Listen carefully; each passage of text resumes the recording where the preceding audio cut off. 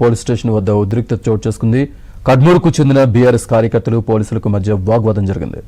రాజకీయ కక్షతోనే పోలీసులు తమపై అట్రాసిటీ కేసులు నమోదు చేశారని ఆందోళనకారులు ఆరోపించారు.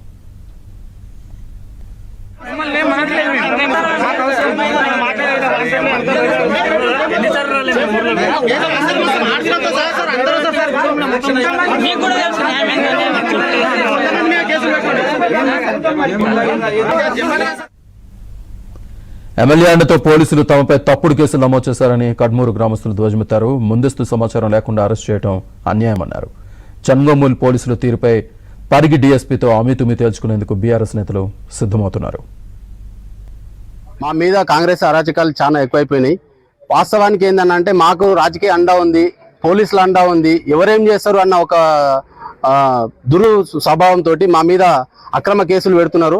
మళ్ళీ మరీ ఘోరంగా అరాచకం చేస్తున్నారు. వాస్తవానికి ఏంటంటే మా దగ్గర జరిగింది 13th నాడు పోలింగ్ నాడు ఒక చిన్న సంభాషణ జరిగింది ఇద్దరు కార్యకర్తల మధ్యలో. అసలు చేయి కూడా చేసుకోలేదు. మాకు 10 మీటర్ల డిస్టెన్స్ లోనే నోటి మాటల వరకే ఉన్నది. అసలు ఎవరిని దూషించి కూడా మాట్లాడలేదు అక్కడ. కాకపోతే నన్ను కొట్టిర్రు, నన్ను ఎస్సీ అని చెప్పి అరాచకంగా తిట్టిర్రు, మరి ఘోరంగా తిట్టిర్రు అని చెప్పి అట్రాసిటీ కేసు పెట్టడం జరిగింది మా కార్యకర్తల మీద. కేసు పెట్టడం అయితే ఆనందం పెద్ద తప్పు. అది ఏదంటే ఆనందమే కేసు, దీనికి కారణం ఆనందమే, దీనికి ఎవరు కాదు.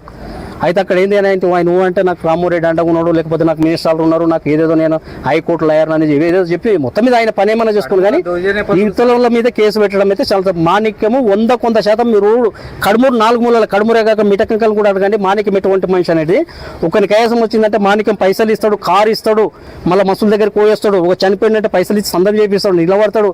ఒకరికి వాటర్ వస్తలు ఏమంటే లక్షలు ఖర్చు పెట్టి ఆయన వాటర్ ఇస్తాడు. సొంత బోల్ వేసిండు ఆయన, సొంత వాటర్ ఊరుకు సగం ఊరికి వాటర్ ఇస్తున్నాడు ఆయన. భద్రాద్రి కొత్తగూడెం జిల్లా